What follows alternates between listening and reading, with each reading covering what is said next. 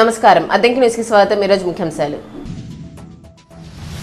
మెంతా తుఫాన్ అధికార యంత్రాంగాన్ని అప్రమత్తం చేస్తున్న మంత్రి గొట్టిపాటి. పలు అంశాలపై సమీక్ష.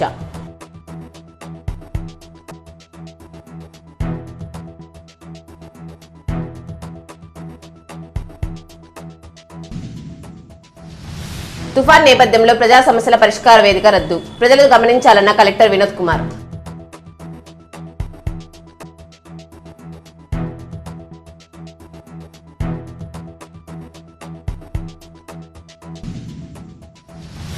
అద్దంకి మండలంలో ప్రభుత్వ, ప్రైవేటు పాఠశాలలకు ఈ నెల 27 నుంచి 29 వరకు సెలవులు ప్రకటించినట్లు తెలిపిన ఎంఈఓ కేవి శ్రీనివాసరావు తుఫాన్ పట్ల జాగ్రత్తలు వహించాలని సూచన.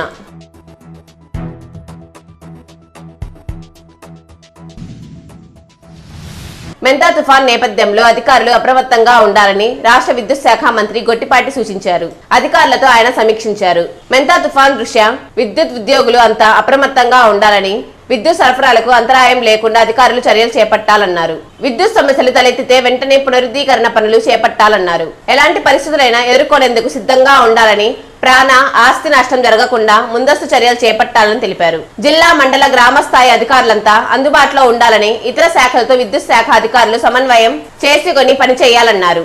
ఈ నెల 27, 28, 29 తేదీల్లో విద్యుత్ ఉద్యోగులకు సెలవులు రద్దు చేశారు. కింద పడిన కరెంట్ వైర్లు, స్తంభాలతో ప్రజలు జాగ్రత్త వహించాలని, విద్యుత్ సమస్యలుంటే 1912 నెంబర్కు సమాచారం అందించాలని మంత్రి గొట్టిపాటి రవికుమార్ కోరారు.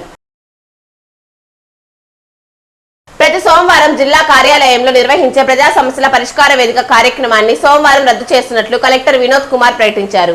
ఈ నెల 27 నుంచి 29వ తారీఖు వరకు మెంతా తుఫాన్ ప్రభావం జిల్లాపై ఎక్కువగా ఉండే అవకాశం ఉన్నది. కావున ఈ కార్యక్రమాన్ని రద్దు చేస్తున్నట్లు తెలిపారు. ప్రజల్లో ఎవరు సమస్యలకు సంబంధించిన అర్జీలతో జిల్లా కార్యాలయానికి సోమవారం రావద్దని తెలిపారు.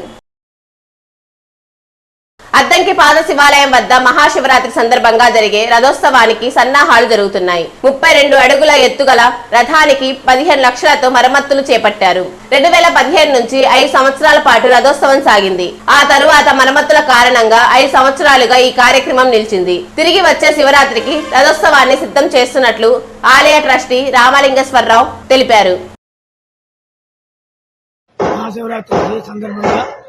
భక్తుడు రథం తయారు చేయించి ఇచ్చినాడు. తరువాత తదుపరి 5 సంవత్సరాలు తిరిగిన తదుపరి అది రిపేర్కి వచ్చుతున్నది. తరువాత 4 సంవత్సరాలు రిపేరు వల్ల చెప్పలేదు.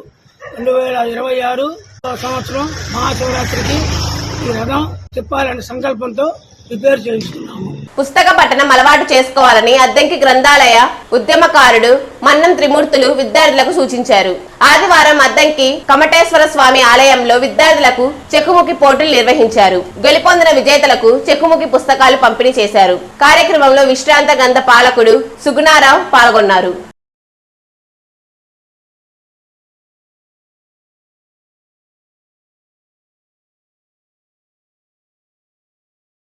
మెడికల్ కాలేజీల ప్రైవేటీకరణకు వ్యతిరేకంగా వైసీపీ ఆధ్వర్యంలో ఈ నెల 28న అద్దంకిలో తలపెట్టిన ప్రజా ఉద్యమాన్ని జయప్రదం చేయాలని నియోజకవర్గ YCP convener Chintalapudi Ashok Kumar party శ్రేణులకు పిలుపునిచ్చారు. శనివారం రాత్రి అద్దంకి వైసీపీ కార్యాలయంలో వైసీపీ ముఖ్య నేతలతో ఆయన ప్రజా ఉద్యమం సన్నాహక సమావేశం నిర్వహించారు. అద్దంకి భవానీ సెంటర్ నుంచి తహసీల్దార్ కార్యాలయం వరకు భారీ ర్యాలీ నిర్వహిస్తామన్నారు.